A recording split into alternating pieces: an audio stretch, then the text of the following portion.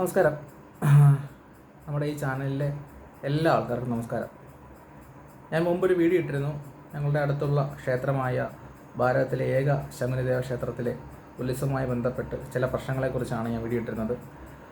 അത് കുറേ പേര് ചർച്ചയാക്കി എന്നെ പേഴ്സണലി വിളിക്കുകയൊക്കെ ചെയ്തു. അങ്ങനെ അമ്പല കമ്മിറ്റിക്ക് എതിരേക്ക് അങ്ങനെ പറയാൻ പാടില്ല, കഴിവുകെട്ട അമ്പല കമ്മിറ്റിക്കാരെന്നൊക്കെ പറഞ്ഞതിനകത്ത് അവർക്ക് നീരസമൊക്കെ ഉണ്ടെന്ന്.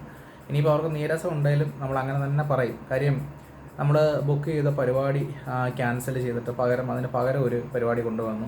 ഒന്നാലോചിക്കണം, ഏതാണ്ട് 65-70 രൂപ ഉള്ള പരിപാടി 2 ദിവസം മുമ്പ് ക്യാൻസൽ ചെയ്യുമ്പോൾ അതിൻ്റെ 3% നമ്മൾ കൊടുക്കേണ്ടി വരും. ഇതിൻ്റെ 10-22 രൂപ ഞങ്ങൾ നഷ്ടപരിഹാരമായിട്ട് അത് കൊടുക്കേണ്ടി വന്നിട്ടുണ്ട്. അതുപോലെ തന്നെ ഞങ്ങളതിന് പകരം നാട്ടുകാരുടെ നിന്നൊക്കെ പിരിവൊക്കെ എടുത്തത് കൊണ്ടും നമ്മുടെ സുഹൃത്തുക്കളുടെ നിന്നൊക്കെ ഗൾഫിലേക്ക് ഉള്ളവരെ നിന്നൊക്കെ നമ്മൾ പൈസ മേടിച്ചിട്ടുണ്ട്.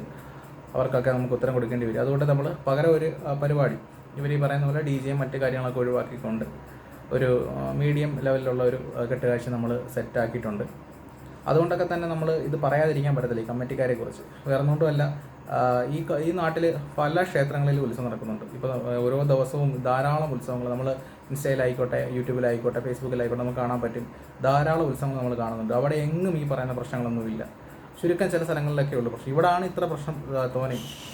വർഷത്തിൽ ഒരിക്കലുള്ള ഈ ഒരു ഉത്സവം ആകെയുള്ള 3-4 മണിക്കൂർ മാത്രമേ നമ്മുടെ ഉത്സവത്തിൻ്റെ ഭാഗമായിട്ട് ചോദിച്ചിട്ടുള്ളൂ.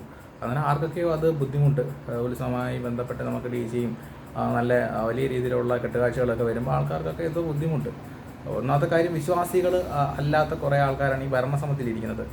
അവിടെ മലയപ്പൂപ്പൻ്റെ ഒരു 3 വർഷമായിട്ട് നമ്മൾ കാണുന്നതാണ്. മലയപ്പൂപ്പൻ്റെ ഉത്സവവുമായി ബന്ധപ്പെട്ട് കൊടിയൊക്കെ ഉയർത്തുമ്പോൾ, അവിടുത്തെ അമ്പലത്തിലെ കൊടി ഉയർത്തുന്ന സമയത്ത് അപ്പൂപ്പനെ അവിടെ ഇരിക്കുന്ന പ്രതിഷ്ഠയെ ഒന്ന് വണങ്ങാനോ അല്ലെങ്കിൽ ഒന്ന് കൈകുപ്പി നിൽക്കാൻ പോലും താല്പര്യമില്ലാത്ത കുറേ ആളുകൾ അവരാണ് വന്ന് ഈ ഇതിൻ്റെ ഭരണ സംവിധാനം നോക്കുന്നത്. ഒന്ന് ആലോചിച്ച് നോക്ക്. അവിടെ ഇരിക്കുന്ന മൂർത്തിയെ ഒന്ന് ആരാധിക്കാനോ ഒന്ന് ബഹുമാനിക്കാനോ ഒന്ന് കൈകൂപ്പാനോ താല്പര്യമില്ലാത്ത ചില സീനിയർ CPM നേതാക്കന്മാരൊക്കെ ഉണ്ട്. അവരൊക്കെ ഇങ്ങനെ ഈ ശബരിമലയിലും ഗുരുവായൂരൊക്കെ പോയിട്ട് കൈയൊക്കെ തൊടാതെ വലിയ ഗമയിൽ ഈ വീഡിയോയ്ക്ക് മുന്നിലൊക്കെ നിൽക്കുന്നതാണ്. ഇവർക്ക് സത്യം പറഞ്ഞാൽ ഇവർക്ക് നാണമില്ലെന്നാണ് നമുക്ക് ചോദിക്കാനുള്ളത്. ക്ഷേത്രങ്ങൾ വിശ്വാസികൾക്ക് യഥാർത്ഥം വിട്ടുകൊടുക്കേണ്ടത്. ഒന്ന് ആലോചിക്കുക. അവർ ഈ ക്ഷേത്രം വിട്ടുകൊടുത്താൽ അവർ വിശ്വാസിക്ക് ആ ക്ഷേത്രം എങ്ങനെ കൊണ്ടുപോകണം, അല്ലെങ്കിൽ ആ ക്ഷേത്രം എത്രത്തോളം ആ ഒരു ഉത്സവം വിജയിപ്പിക്കണമെന്ന് അവർക്ക് മനസ്സുണ്ട്.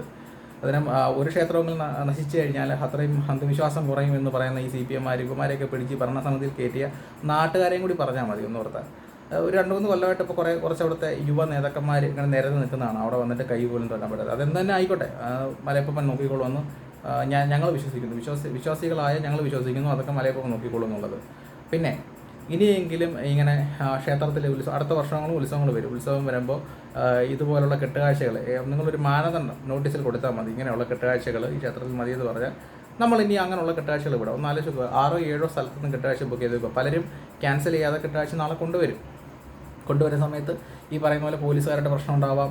അവർക്ക് മറ്റ് പരിപാടികൾ മറ്റ് ക്ഷേത്രങ്ങളിലൊക്കെ അതിനുശേഷം ഉത്സവത്തിന് പോകേണ്ട. ഇത് പോലീസ് പിടിച്ചുകൊണ്ട് പോയാൽ കോടതി നടക്കണം, ഭീമമായ നഷ്ടം. ഒന്നാലോചിക്കുക, എന്തുമാത്രം ദ്രോഹമാണ് ഇവർ നമ്മൾ ഈ ഭക്തരോട് കാണിക്കുന്നുള്ളത്. അതുകൊണ്ട് അവർ ഒരു പ്രതിഷേധം എന്ന രീതിയിലാണ് ഞാൻ പറഞ്ഞതിൽ ഉറച്ചു നിൽക്കുന്നു.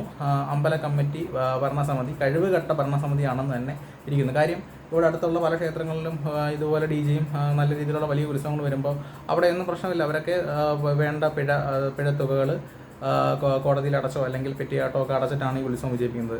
മലനട ക്ഷേത്രത്തിനെ സംബന്ധിച്ച്, പൗത്രശ്ശനം മലനട ശകുനിദേവ ക്ഷേത്രത്തെ സംബന്ധിച്ച് സാമ്പത്തികത്തിന് ഒരു കുറവും ഉള്ള ഒരു അമ്പലമല്ല. അതിന് അവിടെ കിട്ടുന്ന പൈസ, അവിടെ കിട്ടുന്ന സാമ്പത്തികം മുഴുവൻ സാമ്പത്തികവും തൊട്ടടുത്തുള്ള CPM ഭരണത്തിലുള്ള സഹകരണ ബാങ്കിൽ നിക്ഷേപിക്കണം. അവിടെ ഇട്ടിരുന്നാൽ മതി. ബാങ്കിൻ്റെ കെട്ടുറപ്പിന് ഇതുപോലെയൊക്കെയുള്ള കാര്യങ്ങൾ വേണം. പറഞ്ഞു കഴിഞ്ഞാൽ കൂടുതലും പറയേണ്ടി വരും, പല കാര്യങ്ങളും പറയേണ്ടി വരും. ആരുടെയും പേരെടുത്ത് പറയാൻ ഉദ്ദേശിക്കില്ല. എന്നാലും ഇനി ഈ രീതിയിൽ എന്നെ പലരും വിളിച്ച് സംസാരിച്ചവരുണ്ട്, മെസ്സേജ് ഇട്ടവരുണ്ട്. ഈ രീതിയിൽ സംസാരിച്ച ഞാൻ എല്ലാത്തിൻ്റെയും പേര് സഹിതം പറയും. അവിടെ നടക്കുന്ന പിള്ളേർ ഇനിയിപ്പോൾ കേസ് എടുത്താലും പ്രശ്നമില്ല. ഇനി അതിൻ്റെ പേരിൽ കൊട്ടാരക്കര കോടതിയിലോ കൊല്ലം കോടതിയിലോ വന്ന് കേസ് പറയാനും എനിക്ക് യാതൊരുവിധ മടിയുമില്ല. ഓക്കെ, ഒരു പ്രതിഷേധം എന്ന രീതിയിൽ നമ്മളിത് പറയേണ്ടി വന്നു, അത്രയേ ഉള്ളൂ. എന്തായാലും ഞങ്ങൾക്ക് മലയപ്പൂപ്പിന് കൊടുക്കാൻ വേണ്ടിയിട്ട്, വർഷത്തിലൊരിക്കലുള്ള ഈ ഉത്സവത്തിന് മലയപ്പൂപ്പിന് കൊടുക്കാൻ വേണ്ടിയിട്ടുള്ള കെട്ടുകാഴ്ചയുമായി ഞങ്ങൾ നാളെ തീർച്ചയായിട്ടും മലയപ്പൂപ്പിൻ്റെ അടുത്തുണ്ടാകും. സന്തോഷത്തോടുകൂടി ഉത്സവം ആഘോഷിച്ചിട്ട് ഞങ്ങൾ പിരിയും. ഓക്കെ, എല്ലാവർക്കും, എല്ലാ വിശ്വാസികൾക്കും മലയപ്പൂപ്പിൻ്റെ പേരിലും പടിഞ്ഞാറ്റിൻ്റെ കല്ലുമൂട് മേച്ചിറ ഭാഗം ഞങ്ങളുടെ പേരിലും ഉത്സവ ആശംസകൾ അറിയിപ്പിക്കുന്നു. എല്ലാവർക്കും ബൈ. ഇതുപോലെ കുറേ പ്രശ്നങ്ങൾ ഈ നാട്ടിലുണ്ട്. വിവിധ തരത്തിലുള്ള പ്രശ്നങ്ങളാണ്. അതെല്ലാം നമ്മൾ വീഡിയോയിലൂടെ പുറത്ത് വിടും. ഇതിനകത്തെല്ലാം കുറച്ച് ബാഹ്യശക്തികളാണ് ഇതിൻ്റെ എല്ലാം പിന്നിൽ. ഓക്കെ, എന്തായാലും എല്ലാവർക്കും ബൈ. ഓക്കെ.